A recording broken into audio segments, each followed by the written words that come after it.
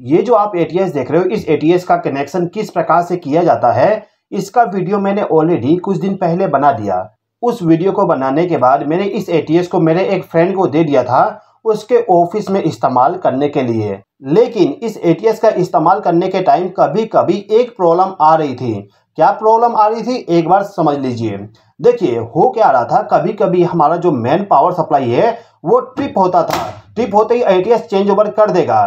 Change over करने के बाद यदि हमारा पावर सप्लाई दोबारा से आता है और तुरंत चला जाता है, तो इस कंडीशन में हमारा एटीएस बार बार चेंज ओवर कर रहा था। यानी कि पावर सप्लाई आया, तुरंत चेंज ओवर किया, दोबारा पावर सप्लाई ट्रिप होने पे चेंज ओवर दोबारा से कर दिया। तो इस एटीएस के द्वारा बार बार चेंज ओवर करने की वजह से हमारा जो जनरेटर था वो चालू बंद होता था, जो कि ऐसा नहीं होना चाहिए। तो आज के इस वीडियो के द्वारा हम एटीएस का बार बार चेंज ओवर करने वाला जो प्रॉब्लम है, इस प्रॉब्लम को सॉल्व करने वाले हैं। तो किस प्रकार से इस प्रॉब्लम को सॉल्व करेंगे, इसको यदि आप अच्छे तरीके से सीखना चाहते हो तो वीडियो को लास्ट तक जरूर देखिएगा। चलिए वीडियो को स्टार्ट करते हैं। इस एटीएस का जो कंट्रोल वायरिंग है, इसको मैं रिमूव कर रहा हूं, जिससे कि मैं आप लोगों को अच्छे तरीके से एक्सप्लेन कर सकूं। जैसे कि आप देख सकते हो, मेरे कंपनी में इस एटीएस का इस्तेमाल किया गया है। अब इस एटीएस का जो प्रोग्रामिंग वाली नॉब है, इस नॉब को यदि आप देखोगे तो यहाँ पे आपको टाइम सेट करने का ऑप्शन मिल जाएगा। यानी कि पावर सप्लाई दोबारा आने के बाद कितना समय आपका एटीएस वेट करे, उसके बाद चेंज ओवर करे, उसका आप टाइम सेट कर सकते हो इस वाले एटीएस में। लेकिन ये जो मेरे पास में एटीएस है, ये एटीएस पूरा का पूरा सिंपल एटीएस है। इसका केवल काम है चेंज ओवर करना। इसमें कोई भी प्रोग्रामिंग करने का ऑप्शन नहीं दिया गया। तो हम यहाँ पे टाइमर को लगा के इसका मॉडिफिकेशन करेंगे। तो इस टाइमर को मैं क्या करता हूँ, यहाँ पे इसको माउंट कर देता हूँ। अब ये जो टाइमर है, इसका कनेक्शन हम कंट्रोल वायरिंग में करेंगे। पावर वायरिंग किस प्रकार से किया गया है एक बार समझ लीजिए। देखिए, तो ये जो मेरा आरसीबीओ है, इस आरसीबीओ को हमने इनपुट पावर सप्लाई यहाँ पे कनेक्ट करके रखे हैं। यानी कि जो हमारा एनर्जी मीटर से पावर सप्लाई आता है, उसको लाके इन दो पॉइंट पे कनेक्ट किया गया है। इसी प्रकार से जो जनरेटर का या फिर आपका यूपीएस का पावर सप्लाई होगा, उसको लाके हम इस एमसीबी के इनपुट टर्मिनल पे कनेक्ट कर देंगे। ओके, उसके बाद ये जो एमसीबी है आपका मेन पावर सप्लाई वाली, इसके आउटपुट टर्मिनल से वायर को ले जाके आपका जो एटीएस है, इस एटीएस पे आप देखोगे सोर्स ए लिखा हुआ है। शायद आपको इस वीडियो में ना दिखे, मैं एक बार ट्राई करता हूं आपको दिखाने के लिए। आप देख सकते हो यहाँ पे सोर्स ए लिखा हुआ है। ओके, तो ये जो दो टर्मिनल है, इसमें आपको ग्रिड वाली पावर सप्लाई का कनेक्शन करना होगा। इसके बाद ये जो हमारा एमसीबी है यूपीएस वाली या फिर जनरेटर वाली, इसके आउटपुट टर्मिनल से दो वायर को कनेक्ट करके हम क्या करेंगे, ये जो हमारा एटीएस है, इस एटीएस का जो सोर्स बी वाली टर्मिनल है, उस टर्मिनल के साथ हम इन दो वायर को कनेक्ट कर देंगे। उसके बाद जो भी हमारे घर का लोड होगा, जैसे कि अभी के टाइम पे मैं इस लैंप का इस्तेमाल कर रहा हूं, तो इस लैंप को पावर सप्लाई हमारे इस एटीएस का जो नीचे वाला टर्मिनल है, ये दोनों इसके द्वारा पावर सप्लाई जाएगा। ओके, तो इस एटीएस का पावर वायरिंग केवल इतना ही करना पड़ता है। अब हम इस एटीएस का कंट्रोल वायरिंग करना सीख लेते हैं। तो ये जो मेरे पास में सीएनसी कंपनी का एटीएस है, इस एटीएस का जो कंट्रोल टर्मिनल है, जैसे कि आप देखोगे यहाँ पे 5 टर्मिनल दिया गया है कंट्रोल वायरिंग करने के लिए। इनमें से ये जो दो टर्मिनल है, इस पे आपको सोर्स ए का फीडबैक देना होता है। यानी कि इन दो टर्मिनल पे पावर सप्लाई है कि नहीं, उसका फीडबैक हमें इन दो टर्मिनल पे देना पड़ेगा। इसी प्रकार से जो आपका जनरेटर का पावर सप्लाई होगा, इसका भी फीडबैक हमें इन दो टर्मिनल पे देना पड़ता है। पावर सप्लाई का फीडबैक कंट्रोल टर्मिनल पे देने के बाद ही हमारा एटीएस ऑटोमेटिकली चेंज ओवर करता है। तो हमें यहाँ पे क्या करना होता है कि जो हमारा मेन पावर सप्लाई वाला टर्मिनल है, उसी टर्मिनल के साथ एक वायर को कनेक्ट करना होगा। तो मैंने इस वायर को कनेक्ट कर दिया। अब इस वायर का जो दूसरा सिरा होगा, इसको लेके जाना है। और जो मेरा ऑन डिले टाइमर है, ध्यान दीजिएगा, जो आप टाइमर इस्तेमाल करोगे वो टाइमर आपका ऑन डिले टाइमर होना चाहिए। फिलहाल के टाइम पे जो मैं टाइमर इस्तेमाल कर रहा हूँ, ये मल्टी फंक्शन टाइमर है, जिसको मैं ऑन डिले टाइमर के जैसे भी इस्तेमाल कर सकता हूँ। तो मैं यहाँ पे इसको ऑन डिले टाइमर ही कहूँगा। ओके, तो इस वायर का जो दूसरा सिरा है, इसको लेके जाना है। और जो टाइमर का A1 टर्मिनल है, उस टर्मिनल के साथ आपको इस वायर को कनेक्ट करना होगा। तो मैंने यहाँ पे A1 टर्मिनल के साथ इस वायर को कनेक्ट कर दिया। ओके, अब इसके बाद मैं यहाँ पे एक और वायर इस्तेमाल करूंगा। इस वायर के एक सिरे को लेके जाना है और जो आपका मेन पावर सप्लाई है, उसका जो न्यूट्रल वाला टर्मिनल है, उस टर्मिनल के साथ इस वायर को कनेक्ट करना है। उसके बाद इस वायर का जो दूसरा सिरा होगा, इसको लेके जाना है और जो आपका टाइमर है इस टाइमर को न्यूट्रल पावर सप्लाई प्रोवाइड कर देना है।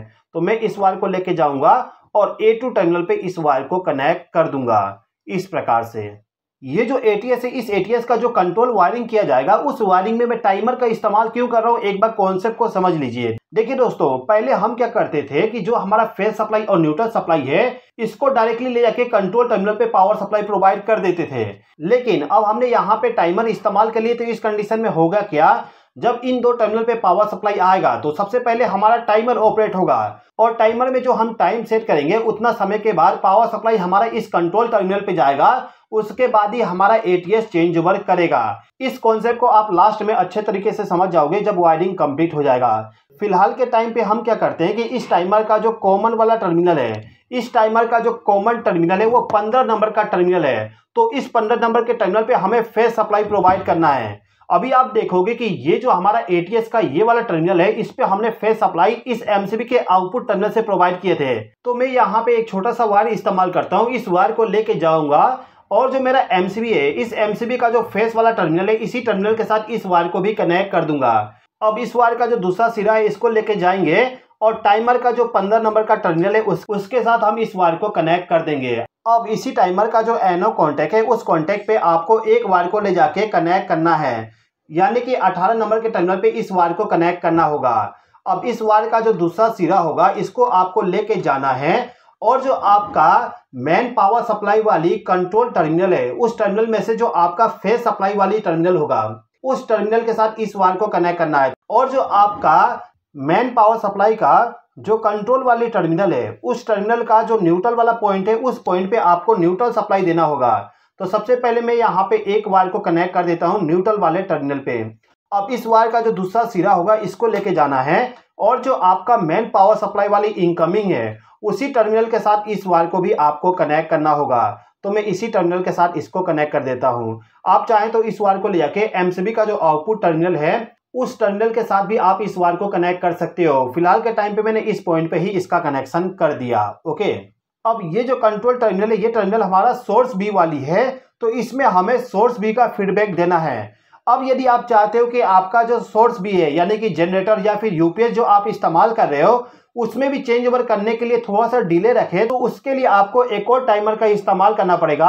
और जिस प्रकार से हमने इस टाइमर का कनेक्शन सोर्स A के लिए किए थे उसी प्रकार से आपका कनेक्शन सोर्स B के लिए भी करना पड़ेगा। मैं यहाँ पे जनरेटर के पावर सप्लाई में कोई भी डिले नहीं रखना चाहता, यानी कि जैसे ही मेन पावर सप्लाई फेल होता है तो तुरंत ही हमारे जनरेटर के पावर सप्लाई के द्वारा हमारे घर में पावर सप्लाई चला जाए। ओके, तो डायरेक्टली यदि आपको चेंज ओवर करना है तो इसके लिए आपको सिंपली क्या करना होगा कि ये जो सोर्स B है इसका जो फेस टर्मिनल है इस टर्मिनल के साथ आप एक वायर को कनेक्ट कर दीजिएगा और इस वायर का जो दूसरा सिरा होगा इसको लेके जाना है और जो आपका सोर्स B का कंट्रोल वाला टर्मिनल है इसमें जो पहला टर्मिनल है फेस सप्लाई वाली उस टर्मिनल के साथ इस वायर को कनेक्ट करना होगा। आप देख सकते हो यहाँ पे मैंने इस टर्मिनल के साथ इस वायर को कनेक्ट कर दिया। ओके, सोर्स B का जो न्यूट्रल वाला पावर सप्लाई है उसी पावर सप्लाई के साथ एक और वायर को कनेक्ट करेंगे और इस वायर को लेके जाना है और जो कंट्रोल टर्मिनल है न्यूट्रल वाली उस टर्मिनल के साथ आपको इस वायर को भी कनेक्ट करना होगा, यानी कि इस कंट्रोल टर्मिनल पे हमने फेज सप्लाई और न्यूट्रल सप्लाई का फीडबैक प्रोवाइड कर दिए। ओके, तो इस ATS का कंट्रोल वायरिंग कंप्लीट हो चुका है। अब यहाँ पे मैं क्या करता हूँ कि ये जो मेरा ATS का ये वाला नॉब है चेंज ओवर वाली इसको मैं सोर्स A पे सेलेक्ट कर देता हूँ, यानी कि मेन पावर सप्लाई पे सिलेक्शन कर दिया। ओके, अब ये जो मेरा मेन पावर सप्लाई वाली MCB है इसको यदि मैं ऑन करूँ तो मेरा जो लैंप है लैंप मेरा ऑन हो जाएगा। आप देखोगे यहाँ पे लैंप ऑन हो गया, इसको ऑफ करने के बाद ऑफ हो गया, दोबारा ऑन करने के बाद ऑन हो गया। ओके, अभी फिलहाल के टाइम पे जो हमारा जनरेटर वाली MCB है इस MCB को ऑफ करके रखे थे इसको भी ऑन कर देते हैं, यानी कि दोनों पावर सप्लाई हमारा ऑन कंडीशन में है और अभी के टाइम पे ATS हमारा सोर्स A का पावर सप्लाई इस्तेमाल कर रहा है। ओके, अब यदि आपका ATS मैनुअल कंडीशन में है, जैसे कि आप देख सकते हो यहाँ पे जो ऑटो मैनुअल वाला स्विच है इसको हमने मैनुअल पे सेलेक्ट करके रखे हैं, तो इस कंडीशन में होगा क्या, यदि आपका मेन पावर सप्लाई फेल हो जाता है तो आपको मैनुअली इसका चेंज ओवर करना पड़ेगा। इसका चेंज ओवर करते ही आपका लैंप ऑन हो जाएगा, दोबारा इसको नॉर्मल पावर सप्लाई पे करने पे हमारा लैंप ऑफ हो जाएगा। ओके, अब मैं यहाँ पे जनरेटर वाले पावर सप्लाई को भी ऑफ कर देता हूँ। इसके बाद ये जो ऑटो मैनुअल वाला स्विच है इसको ऑटो पे सेलेक्ट कर देता हूँ और हम यहाँ पे जनरेटर के पावर सप्लाई को ऑन कर देते हैं। आपने यहाँ पे देखा कि हमारा जो ATS था वो तुरंत चेंज ओवर कर दिया।